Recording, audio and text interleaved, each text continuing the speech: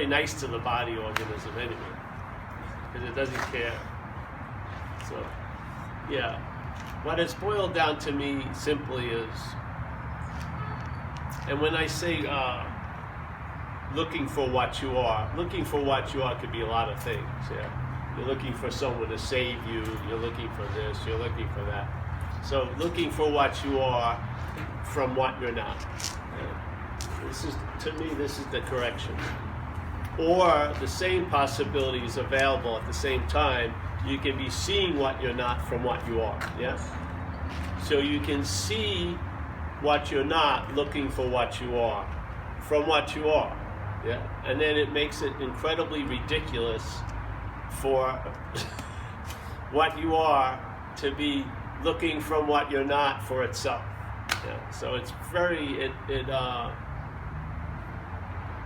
you don't have to do much after that, in a sense. You just let in other words, this one card was pulled out of the deck, and then the deck all just sort of reshuffles because they're all dependent on that one card, yeah? The idea of being a self. When that's sort of pulled out, then the deck reshuffles, and like they say in Zen, I'm adding something first. So in Zen they would say, first there is a mountain, then there is no mountain, and then there is a mountain again, yeah? So you would think there's a certain condition, there's a seeing through that condition, and yet the condition keeps appearing, but everything changes. Now I would like to add, there is no mountain first, then there is a mountain, then there is no mountain, then there is a mountain, yeah? I don't, because the premise that there is a mountain is suspect to me, truly. I would say there is no mountain as the basis, then there is a mountain, and then there's a recognition, let's say you're not the mountain, yeah, or you're not looking from the mountain, or you're not that which is looking for the mountain.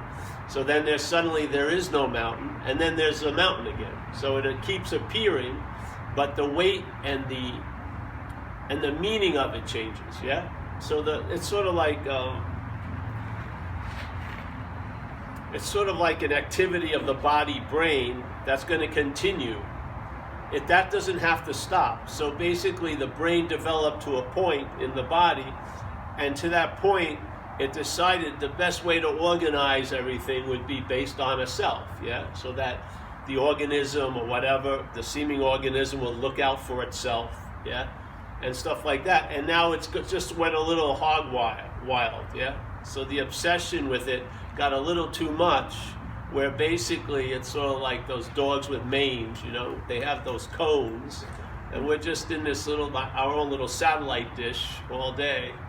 And we've left, and a lot of times you may not smell anything in a day, yeah? You may not even touch something else. You may not, all you're doing is hearing that narrative about what you've heard and what you're gonna hear, yeah? But you're not hearing anymore. There's not the attention and the interest has been sort of dammed up, and it's being put to use to reinforce let's say the captured body of water, yeah? So it just constantly dwells around the body of water, which produces an agitation in the body of water. The wave can never break out. It was like at this lake we were at back east. The lake had a wall, there was no shore, it was just wall. So the water was contained by this very solid non-giving wall, and so all the little skidoos in it, or the water things, whatever, and the boats, they just produced this incredible agitation. It wouldn't turn into a wave because there was nothing to break on. It was just like being in a huge washing machine because there was no give. It was just like this, yeah? So the movement of anything on the water produces an agitation that's shown, all the water that never goes anywhere. It's just, I swear I was swimming in it. It was like being in the North Sea in a storm. It was a sunny day in New Jersey. He's coming up because there was no give. The waves couldn't break. You know what I mean? The expression couldn't finish its expression. It was just turned on itself. So that's what the mental state is like. The mental state has gotten turned on itself, yeah? So the system is totally engaged in the system. Yeah? Extreme self-centeredness, and the extreme self-centeredness, that condition produces agitation. Yeah? Now, if you want to look at like simple Buddhism, where they would tell you the basic problem is suffering, or let's say a vague malaise or a discontent, yeah? And most people have this sense of discontentment, maybe under the surface, maybe really obvious on a Saturday, yeah? But there's this, in recovery we call it irritable, restless discontent. That would be that sort of malaise or suffering. So he says, all right, you gotta first check that out, yeah, and admit that's what's happening. Then he says, what's the cause of all that? Yeah? So then he would spin it on desire, all right? So desires, let's say for that to be different, causes dis-ease and discomfort, yeah? Why? Because if you would think, if that was that way, it would be very natural to want it to be different. But see, when that which is the source of the agitation wants it to be different, that's more agitation, yeah? So when the agitation goes, oh, it sucks to be agitated, then it's more agitated, yes? And so it just gets itself more and more. The more it wants to get out, the more the shit that it wants to get out of gets developed, yeah? It's sort of like we learn in recovery. Any life run on self-will can hardly be a success. Now that's a rude awakening, because you've been relying seemingly on self-will, yeah, to navigate through a life, and he's basically saying the GPS is bogus, yeah? It's not your model, it's the model. So self-centeredness, any life run on it, is not going to be successful, yeah? It may even be totally fucked up, completely, but yeah, so this desire, okay, so we all have had desires. Let's say you have a desire for an Haagen-Dazs, yeah? And so, of course, you get in the car, and of course, usually you can't fucking find the flavor you want, yeah? You go there, you've got a little idea, I want a coffee. They've got like vanilla, chocolate, no fucking coffee. And then you go to say, they don't have, you know, and so the desire produces a frustration, because you can't even get it. But if you do get it, it produces an emptiness too, because it's never enough. It's like that syndrome of the hungry ghost in Tibetan Buddhism, where there's this huge creature with a big freaking belly and a small mouth. It can never get enough, yeah? So the desire begets what? Activity. And when it gets thwarted, what occurs? Then there's desires to get out of that.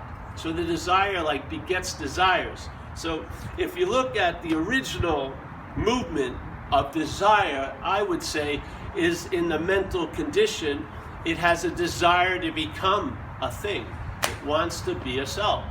It wants to really be separate, long-lasting, and independent of everything else.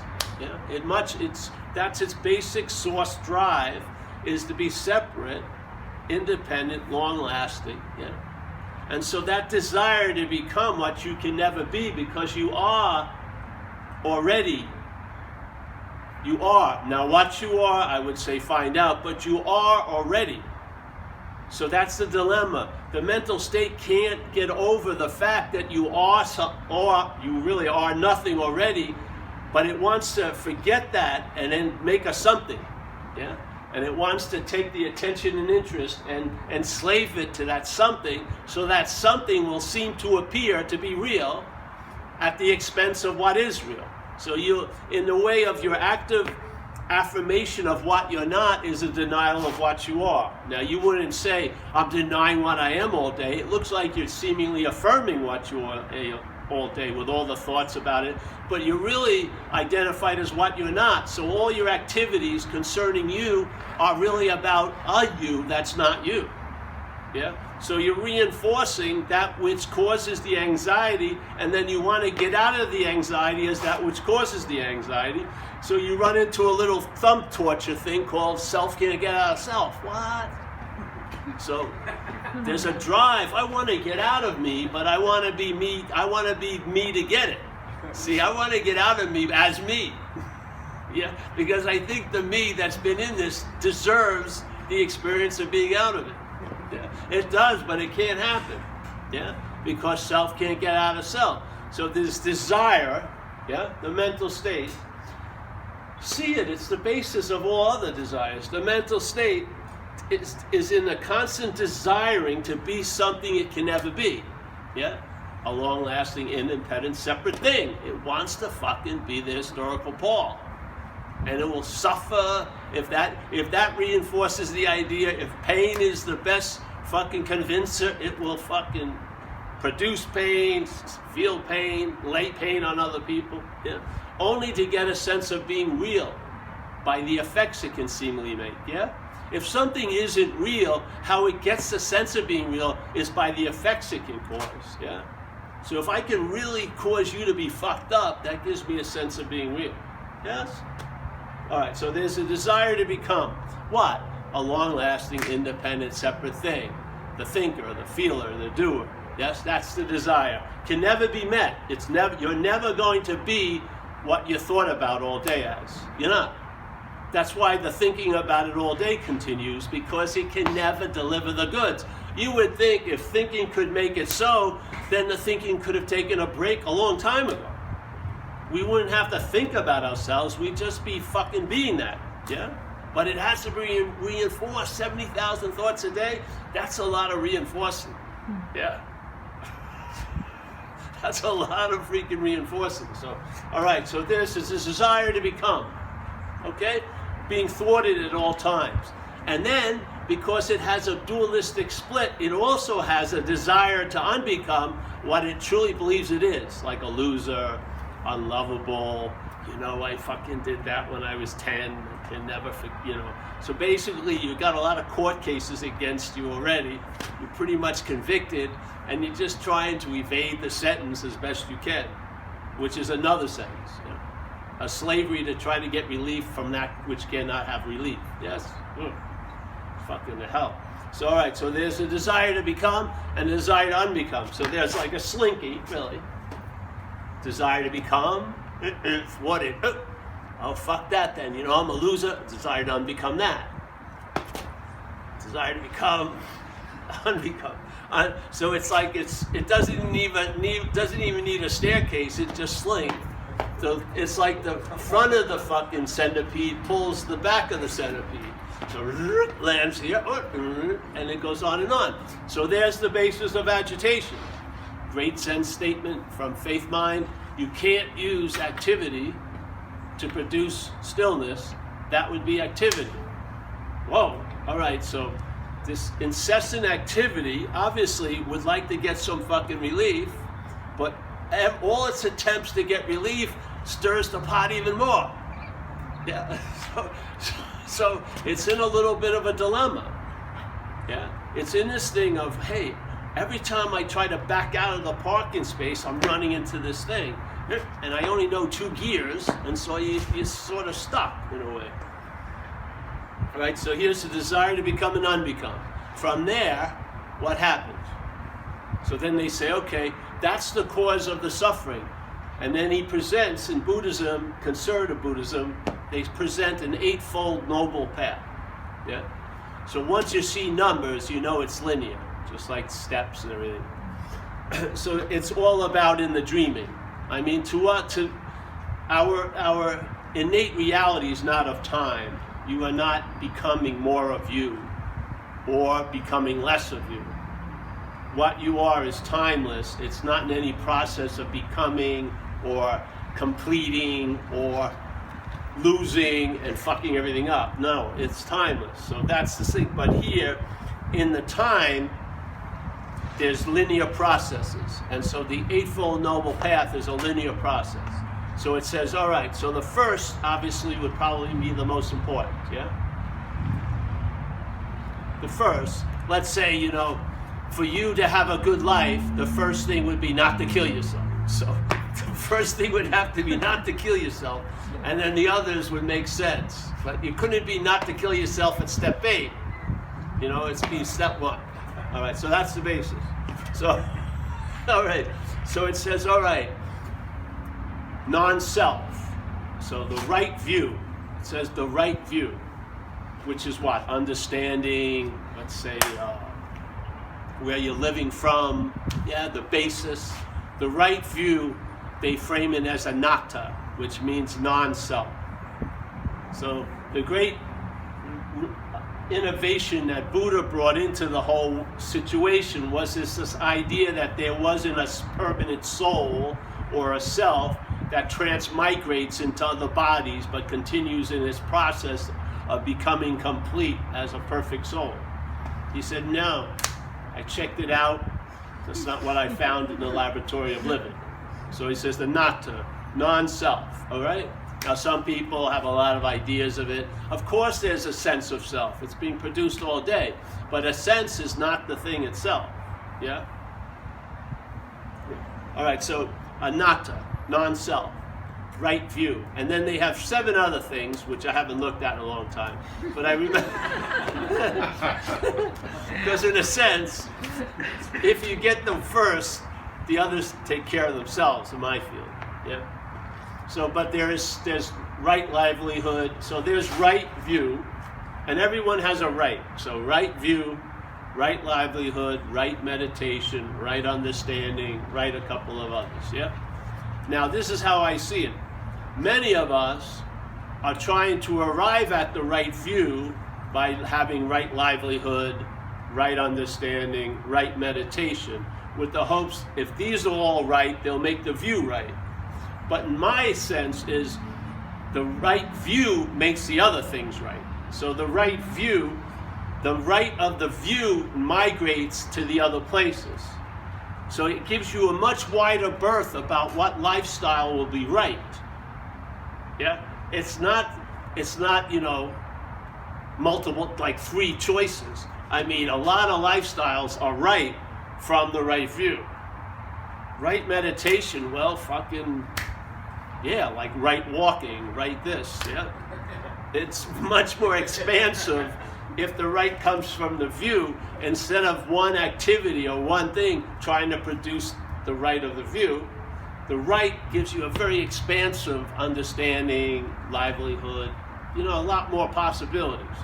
So my feeling is if the right view, which seems to be the primary point, if it's number 1, the right of that migrates to the other stuff.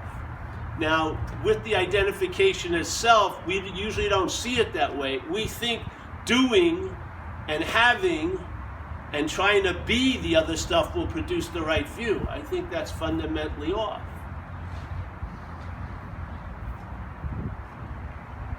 And if you hear it and it feels like it's captured you, so let's say you're in this 2 to 8 area, all right, I've got what happens if the rightness of the view is based on livelihood? There's going to be seen a lot of wrong livelihoods. Your head,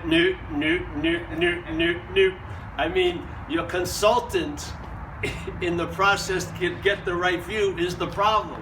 He'll be critiquing livelihood, meditation, understanding, and sometimes gets arthritic and dogmatic and fundamental. Yeah? So it's not only that it's not right, you're making everyone else wrong, which is really something else. Yeah? So I would just say the message is a simple invitation about the first. Yeah? And why would there be such an importance to get the right view? Because if you're going to use the terminology, there's no right or wrong. But if there's so much importance put on the right view, there must be a lot of importance put on the wrong view. Yeah. So that without the view getting corrected, it doesn't really matter what else you do. Because they actually, if the view isn't corrected, the view will be you're doing all the other stuff, which is the mistake. Yeah. So you'll be the one who has the livelihood, you'll be the meditator, you'll be the understander, yes? Where that's the heaviness you'd like to sort of allow to sort of float off. You don't take it off and throw, that would be part of the heaviness. It just gets lifted, and the myopic view gets corrected, where the horse is in front of the cart, and you know it, you feel it, yeah. It just sort of, why? Because it doesn't compel that much moving to fucking jockey the cart or whatever, it just sort of feels aligned. Yeah.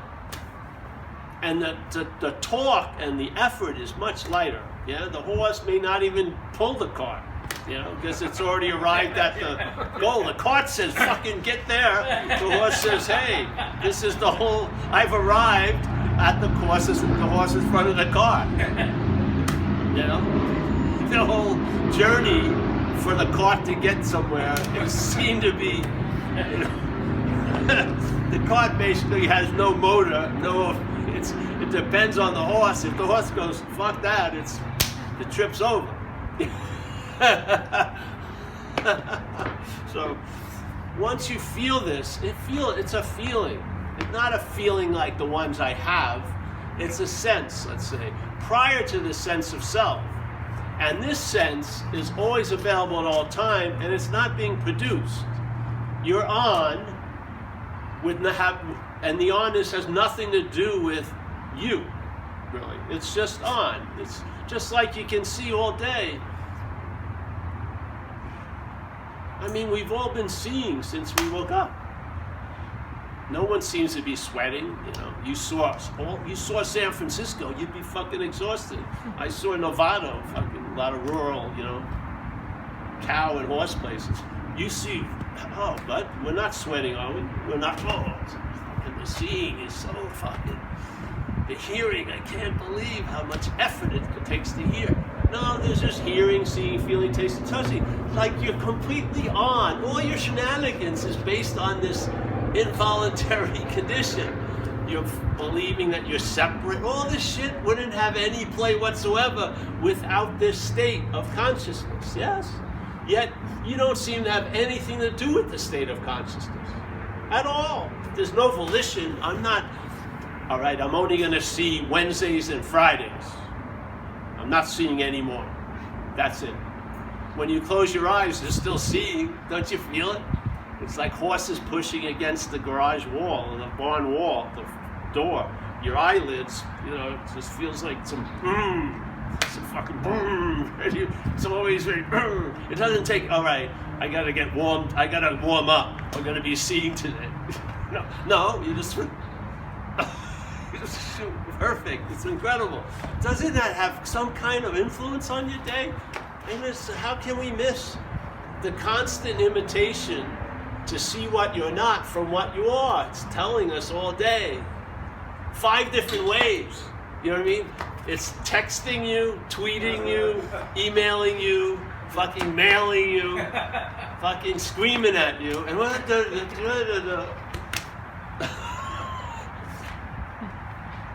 oh, that's not seeing, I'm the seer. And I claim everything that seeing has seen, and I claim it as my seeing. So there's all the seen, which is a lot of things, but there's only one seer. So there's all these feelings, but there's only one feeler of them all. There's all these actions, but there's only one actor here. And I've heard tons of shit, but there's only one hearer. It's amazing, isn't it? So you have 800,000 momentary events that imply the one. This is how the selfing reinforces itself. The selfing, the activity of the mental process, uses what's happening to imply it's happening to you. That's what it does all day. Or that you're the doer of it. It plays both roles. Sometimes it's thought about as an object, sometimes it's thought about as the subject. Yeah. So I've been thinking, look at this motherfucker. I'm super, I need Botox, whatever like this. There's a lot of upgrade I need. I'm looking like shit. So you think, there's talking of object, subject, object, subject. You got this cognitive dissonance, which is not going to go fucking anywhere. You just think you're just like that lake. Just all your little, just not going anywhere. The water can't escape. It's a self-centeredness. Everything comes on. You have incredible peak experiences. You're back in the fucking lake. You would think, this should have done it. I did ayahuasca, fucking peyote, and then dropped fucking oxalic acid. This should have done it. I was separated from the whole place for 8 hours. It's back again. You can't kill this thing. No, you can't, because it's dreaming and you're the dreaming. There's no point where you're not like a fucking spiritual amphibian that drags itself out of the dreaming and then starts pontificating. No, all of it's dreaming. If there's a body, it's dreaming.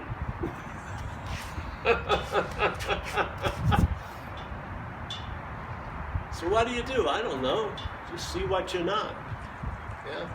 See, the beautiful thing is when you say see what you're not, you can't see what you're not because it was never there. It's a seeing of all the shit that's actually happening, and you see how it's being used to imply the one. Yeah. Now, if you were the one, it wouldn't need that much implying. Yeah. Yeah. In other words, it wouldn't, like, if it could fly, it would be in the air. It's always in preparation. You're always being thought about as, all right, the big launch is coming. Paul Hedderman, 2018 model. 2019 model. Never, it can't take off. It's just on and on. Nowhere to go. But being is totally different. Being doesn't demonstrate any thought or effort to be what it is. It doesn't need thought to reinforce itself. It doesn't need fucking anything. It just is. That's why we're missing it. Because we recognize things that come and go. We do not recognize what's always here. It's impossible. We would need it to leave to know its incredible influence. Yeah? If this would leave and then it came back, we'd all be fucking on our knees completely. But because it's just taking it for granted all freaking day. And the worst thing is looking for it. It's totally insane. I mean, St. Francis was not a sadist. What's looking is what you're looking for. What was that but a warning? It's trying to warn us, hey, listen, you're the Buddha seeking itself through yourself. Yeah? You're the Buddha. I don't care how much you believe, aka Paul, is real. It's not. The Buddha, yeah, maybe in the act of looking for itself as itself.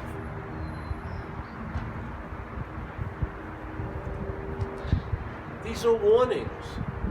Most spirituality is the cryptic, the most valuable shit that have lasted for thousands of years are very simple statements, yeah, warning us, hey, listen, self can't get out of self. That's not 1,000 years from AA. But you can't use the Buddha to seek the Buddha. You can't use mind to seek mind. If you hear it and it fits, then you wear it, yeah? It's not something to be thought about and debated. It's an invitation. Hopefully getting through the defense of Paul to arrive at the Buddha, which is not a long trip because it's everywhere. So there's and you can't miss the fucking mail slot. You just throw it. All you want to do is go over your head, throw it there, it gets it, and then it hears, hey, Buddha, not Paul, Buddha, you can't use the Buddha to seek the Buddha. And what does he do? It looks and says, oh, I could comprise that whole statement as Paul. That's what's been happening. Buddha, aka Paul, has been looking for itself as itself, under this idea that it's something other than itself. Yeah? The correction, once it's entertained, there was even no need for a correction, because you were never Paul to have to correct Paul. The correction is you were never Paul. It was dreaming. It could reach the appearance of seemingly being so to what we are. That's all it can do. If you look at your head, it's playing this way, isn't it? Your thoughts, it's not on both sides. People aren't seeing your thoughts from outside, are they? Really? You're not walking around, oh, there's the Paul Hedderman ticker tape. Wow, this guy's insane. You know what I mean? No, they all play the audience is somewhere, not out here. This is the stage. The audience is what's seeing. The mental state is presenting a story because it needs the audience to participate on the stage. fine and dandy. The audience, when it participates on the stage, to make the play to seem as real can be, it has to forget it's the audience, seemingly. It can only seemingly, it means it will appear to it that it has forgotten. It can only do that in time. In timelessness, it's all mute, nothing. But in time, that which we are can seemingly forget what it is by being identified as what it's not. That's the whole story. That's where the correction lies. And whatever other corrections are necessary, you'll probably run into them. Yeah? But without this correction, you can be super fucking clear and not clear about this. You can have fucking tons of charisma and energy, all this stuff, where it can be going through you with no idea of this. Seriously. That's why when I stumbled into this thing, it informed me there's no point to go anywhere else. And if you're going to be put to use, you're going to be put to use to warn other people, just as I've been warned, so that maybe you can see it. And basically, every week, the spiritual shoe store is open. We put out the same freaking shoes. You know what I mean? This year's model is the same as last year's model. There isn't like, what's the new fall line for non-duality 2018? Just like the spring 2018. Just, there's no change. Simple shoes. Maybe one day you've heard it hundreds of times, but this day it fits. You wear it. And then view right. Yeah?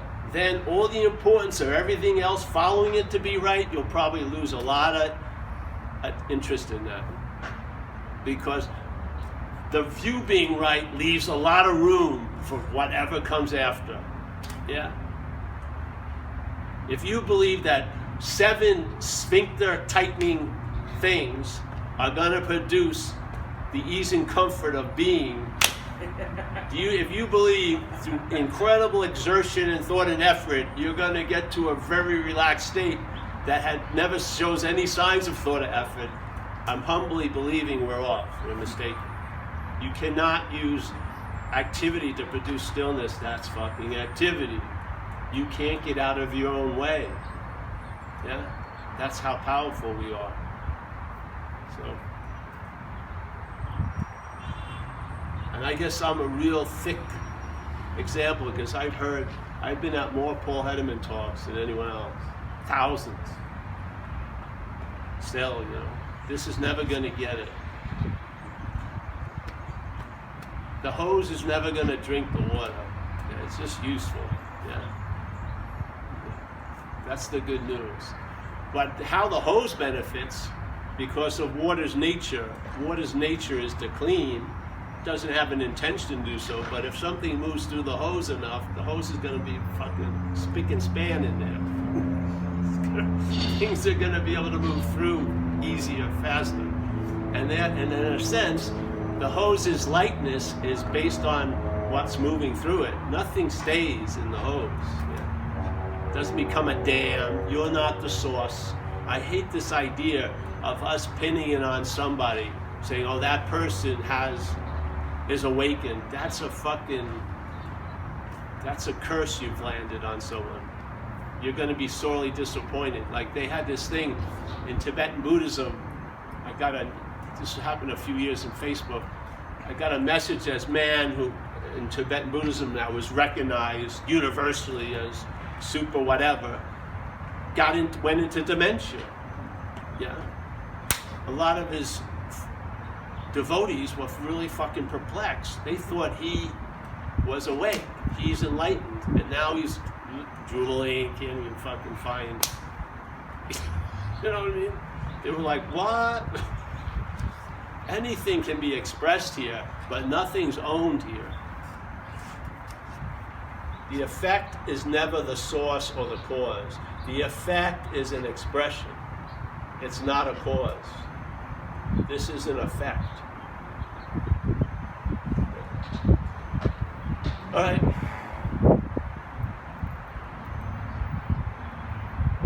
Any questions? So, Ooh, I almost was out. I was quick. I took a pause there. It's either the last video you put up or before that, you talked about like not getting anything out of this. Yeah.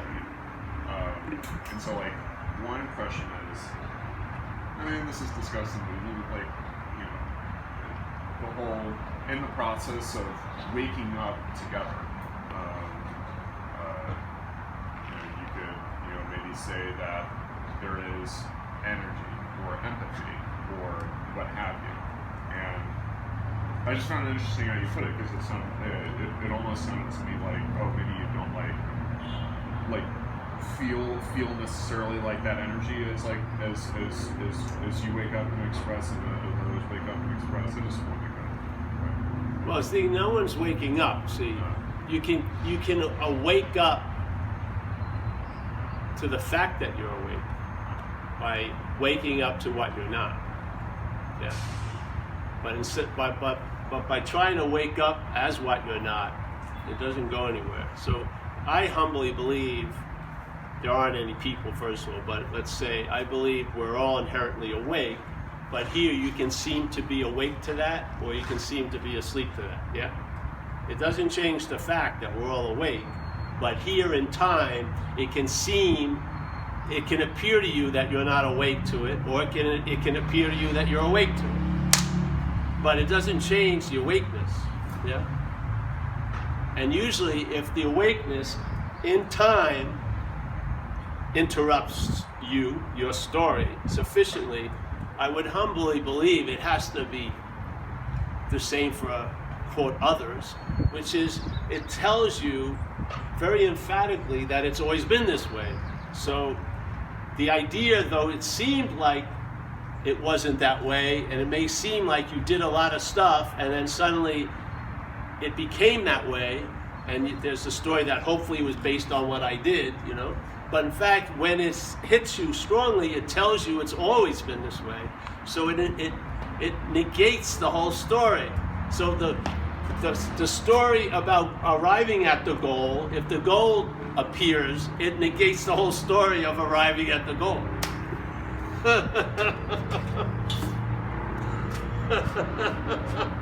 So you can have it both ways. You can feel like but when it seems to interrupt, it tells you, it doesn't tell you, it informs what, just boom, that it's always been this way. So basically all the moments I thought weren't quote unquote awake, or I wasn't awake to, is a story. It didn't change a damn thing. Yeah. The only way that could be true is if you are what you're looking for. Yeah. In other words, for something that's not true to appear to be true, it would have to appear to be true to what's true. I mean, how else is it going to appear to be? What is it appearing to be true to? What is the audience? That the play, sometimes the play looks like a documentary. Sometimes it looks like a fucking cartoon. Sometimes it looks like a parody. Sometimes a satire. Yeah, it can be seen tons of ways. Is it those tons of ways, or is it based on the audience's viewing of it? It's based on the audience's viewing of it. Everything is based on us as the audience viewing it. We have it in recovery to such an extreme. There's people who have a story for years about the worst thing that ever happened to them. Then they come in AA, and after about a year or two in AA, they say, that was the best thing that ever happened to me, because it led me to getting sober, and sober's been the best. Yes? So, was it the worst thing, and then somehow it made this incredible transmutation and became the best thing? No. It was just another event out of a million events, but it was how we were seeing it. That's it, all day. You may like or not like the Course in Miracles, but they basically locate you at where the tripod is, so you see that you and I are giving everything all the meaning it has, yeah, and that the apertures that we're looking in life from are set, seemingly, in the setting of self-centeredness, which is everything that happens is translated into how it pertains to me. It's a story, yeah. It's like can you imagine if you had 800 lenses, you'd see the same thing 800 different ways. And see, you can see nothing as millions of different ways. When mind is looking as mind, it can see zillions of things out of nothing. Just put a different lens in. Self-centeredness, yes. Empathy, different. Compassion, different. People are motherfuckers, different. Thousands of different lenses. You know, you don't see your hand going into the case and putting it in, but you basically could. Yeah, there's just different. So you, oh, this is there, and suddenly it's pulled out. There's a pause. Timelessness. Something. Oh, all right. You know, now you don't choke on the fucking pure atmosphere of space. Oh, okay. Another. Oh, thank you. Oh, that story. I don't like those gaps. Oh.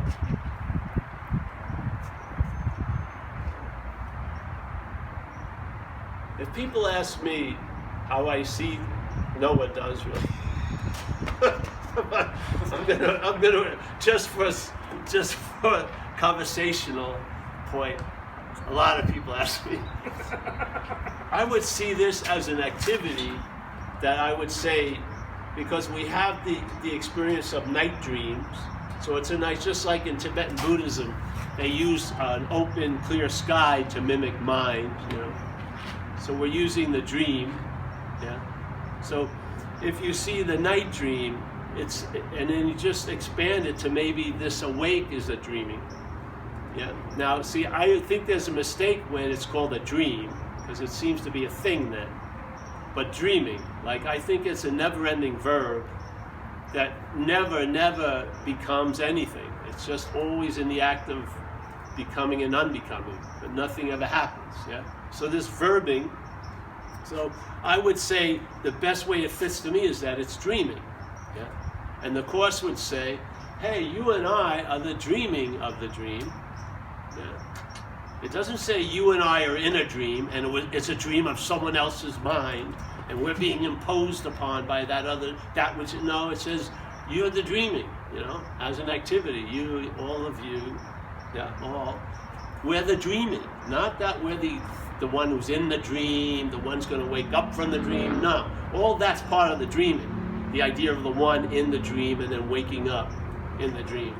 That all part of the dreaming, right? So we're the dreaming of the dream. We forget that we're dreaming. This was what made me, I was interested in that. How can the dreaming forget that it's dreaming? Yeah, you would think that's impossible, yeah? So it seemed to be obvious that the dreaming becomes identified as the dreamt, yeah? Which of course the dreamt cannot possibly see itself as the dreaming because it can't bear the idea that this would be the way it was dreaming. Seriously. It can't bear the idea or the responsibility that I'm doing, you know? So it likes to stay in the dreamt. Yeah, and then it has, you know, mythical ideas. I'd have 50 Cadillacs or tons of money, you know, that dreaming. But no, so you and I are the dreaming of the dream. We forget that we're dreaming. I would say by the act of being identified as the dreamt, and then this suddenly sets up a whole new situation, which is suddenly everything I'm dreaming, thoughts, feelings, all of this, now suddenly has the newfound ability to affect me. So now the dreaming is getting affected by the dreaming through the identification as the dreamt. It's amazing, yeah? And of course, maybe from the identification of the dreamt, it doesn't like these effects, so it wants to get out of the dream, but it wants to get out of the dream as the dreamt, which is like the platinum version of the dreaming. Yeah? This is the people who this is the no things that paid a lot of money.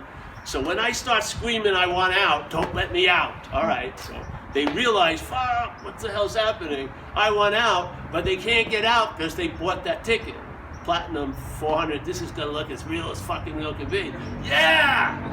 All right, cut it off. No, the ride's on. And then you want to get out of the ride as the ride. This is the ride. This isn't the one that's on the roller coaster. The roller coaster ain't rolling without us. We're the ride. In other words, when we enter, everything gets triggered. The shit, the hallway is shitting fans. As soon as we open the door, the fans go on, the shit goes off, and we're like, what the fuck? You know what I mean? Close the door. Oh, but you can't see, because you can't take yourself out of the equation. Yes? This is what we want to do. We want to take ourselves out of the equation. I want to open up the door and not have to run through the gauntlet of shit fans, but you're the on switch for the always shit fans. So you can't, there's no way you're going to, it's impossible. So now everything I'm dreaming has the newfound power to affect me. So that which was invulnerable, untouchable, infinite, suddenly feels separated, feels fragile. Look at all the diseases I can have. A fucking thing I don't even see can give me a 10-day illness, a virus or a flu. Suddenly it's in a lot of fucking anxiety, always based on this premise. So now, of course it wants to get out. Yeah? What else would it do? But its getting out is the bigger in. See? So we get stuck. So the system, the ride has a way of keeping you in the ride. Even when you want to get off the ride, that's part of the ride. And it's actually the biggest part of the ride. The drive to get off is what keeps the thing going and extending in time. So how are you going to lose interest in that? That would be interest. You'd have an interest in losing interest in it. That doesn't fucking work. There's got to be another way. So you realize your way of getting out is by the realization you were never in. See? The way to escape from an imaginary place is see that it's an imaginary place which demands no escape at all. Suddenly, you're having the experience of escape or getting out, but it wasn't produced by leaving what you thought you were in. It was made available, and then it's obvious becomes always available at all times because there's no in. So the out came before the in. The freedom is prior to the bondage. The trick is when the bondage is stated as a fact, there's a drive to get released from the bondage, and a lot of times the releases from the bondage are a part of the bondage itself. So now if you miss the meditation in the morning, you think the whole day's gonna fucking suck. You run home at noon, don't eat, just sit there, try to catch. You're just running the whole fucking show again. You're trying to produce the right view with the right meditation. This is it. It's a fundamental that's fucking stubborn. It will regroup and reassert itself and claim and use what it claims to imply that it's before everything when it's actually a process. It's a product of a process that happens after everything. I didn't know the car was going to hit me till it fucking hit me when I got run over. Had no fucking clue. You don't know you're going to feel something until after there's a recognition of the feeling. You and I are Johnny-come-latelys that are implying that they're before. And then our whole life is based on protecting and defending that fucking product of a process that's not bringing us happy, joyousness, or free, or contentment, or ease, or comfort. What it brings us is being right and alone. You get to be you get to be right about how alone you are. Fucking what a win-win that is. So, yeah. I got it. It's hard. Yes, go ahead. When I come closer to this feeling of there's no dual, everything is just happening, there's a dreaming, there seems to be a quality of detachment that comes in. There's a lightness, there's a tremendous lightness, but there's a bit of a detachment. And then this thought comes in is, what if I'm not feeling anymore much the same way I used to feel? And does that mean that I'm not hearing anymore?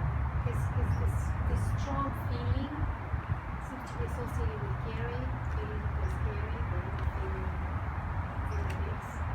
So this no door, I think it's just happening. I don't know, maybe it's okay, I'm just going to feel Try to catch it. Having a cigarette. Standing at the corner of satsang. The boulevard of spiritual seekers driving by. Honey, just why don't you ever always go back to that simple tool of self-inquiry. Just ask, who is it that's observing that? It's not you. What you are isn't stopping to pontificate on an observation. Yeah, so there's still something in there that wants to get something. There's an allegiance to it. There's a couple of umbilical cords. And all you do is see it. You've come a long way by going nowhere. Just fucking stay with that. Really. Yeah? Yeah. I don't know if it's more that I'm a slacker or something. I don't know. I just don't care anymore about it. If you check my spiritual level, it'd be 0.00000. Just fucking drained of all of it, which I think is complete success. Really, to tell you the truth, I really do. I mean, if it took all this to be brought back to quote unquote normal, every step of it was worth it. Yeah. Just to be relieved of all that ponderous importance put on everything, everything getting reviewed, and it's just to me it could be construed as obsession with self most of the time, really, And then you run into a lot of addictions. The addiction of experience. The mental state loves fucking experiences because they come and go, and it uses experiences that come and go to extend its continuity. It loves having spiritual experiences. It loves having peak experiences. It loves having epiphanies because it really gets a lot of wear and tear out of it. It does. It extends itself pretty fucking far. You'll have one epiphany and think you're a spiritual person in the next 60 years. It's not bad. Yeah. It will extend. Yeah. So you see it. You just see it. You see all the activity. And if there's anything it's pointing at is what we are. We're dreaming. So, and therefore, you own in a sense, and then there's a clear denial. If you denial, hoping not to own, it doesn't fucking work. But there's an owning, and then there's a clear denial. And the negation of denial is, I'm not that. It's as simple as that, And then you get on with living.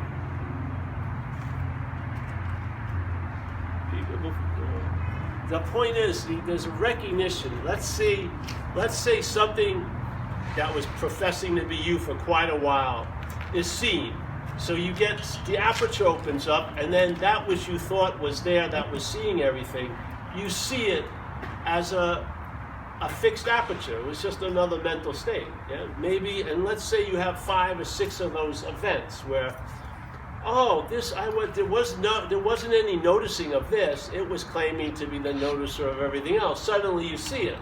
You see its little vacuous, mist-like presence. Yeah, and it's all activity being used. It's all activity about the football and the passer, and then there's the Hail Mary. Yeah. But it's never it's just all assumed, yes? The guy's there, the ball's there, and then it's something written, either the guy missed it or caught it, stories. But nothing, it's just same. So so you see it. Maybe 3 times, maybe 7 times, maybe I don't know how many times. What happens is, in my own sense, 100th monkey thing occurred where I saw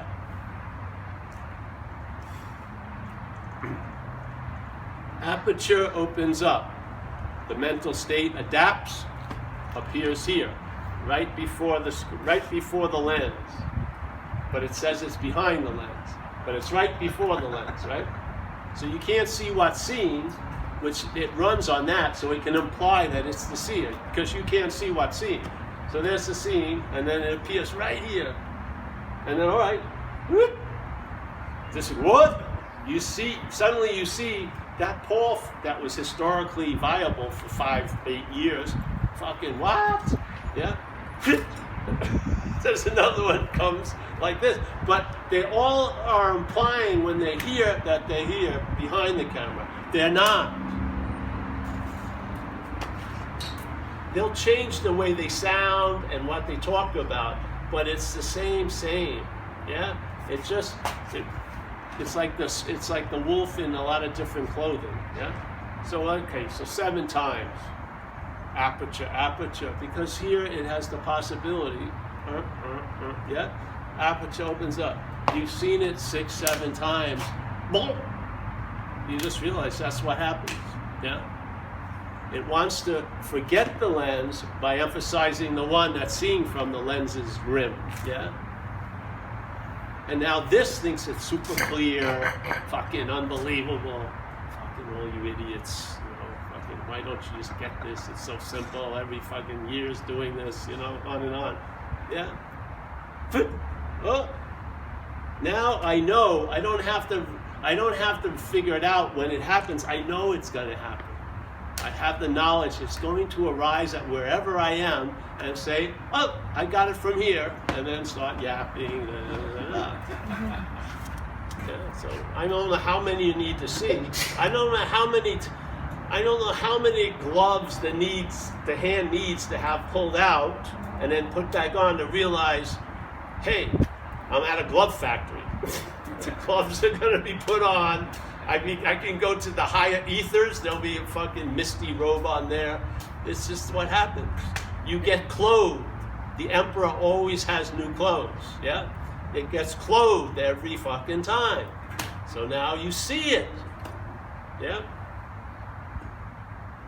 So this claiming doesn't. This isn't the fence post of your space. You know, infinitely. Yes. Yeah. And what happens? It regurgitates back here, becomes the last answer. I call it the unspoken yes. It reverberates. You try to give some name to it, but it's always available at all times, right where you are, with no requirement necessary except the ones you believe. All this, you attempt to get in this location of it, at least in the vicinity of it, which is everywhere. But everywhere seems so fucking far from us in some way. Yeah. So that you just keep inviting, because my job's the easiest job in the world. There's nothing to do. You know, I guarantee you'll lose 30 pounds if you. No, I don't. There's no fucking pressure. Fucking. Here it is. Entertain the idea. If you see after a while you're traveling lighter, you're on to something. Just, you know. You don't have to feed the horse your fucking special oats. It's found its oats, and just let it do its thing. Yeah. And you'll be put to maximum use to yourself and others, which is really the agenda of recovery. The agenda of recovery isn't you getting sober or you having it's how you can be put to use, being of maximum use to others. So what's the greatest, in a place where we can seem to be asleep, it's nice to hold on to the certainty that that's not so. Yeah, it doesn't matter how you look or feel or think or believe where you are. None of it has changed the fact of what we are. None of it. Yeah. Not one cloud is tattooing the sky with its impression. Not one. And big one doesn't do it. The little one doesn't do it. Fast, dark clouds don't do it. Nothing leaves an impression on mind. So what happens? It'll translate. You'll be able to have a fucking nice Saturday today without wanting to. Yeah? You just show up. It's not compared to other Saturdays or that which is actually, you know what? The selfing does get economized. A lot of its periphery shit just drops off. It keeps the whoppers, you know, like you're unlovable or something, or mortal terror that you're gonna pass away. But the other shit falls. It just doesn't. I mean, all those tombs don't get the attention anymore, so it just has its big golden oldies, you know. Keep it somewhat as the action figure. But all the other shit's gone, you know. You're not comparing this Saturday with last Saturday. That's insane. You know, you're not expecting, oh, it's going to be so much better tomorrow. None of that. All that fucking hope and everything gets dismissed completely. You just are, you know, you're here. Yeah. Yeah. So that's it. You want to hit that button? Let's pass the basket. So, yeah, Tommy, yeah, don't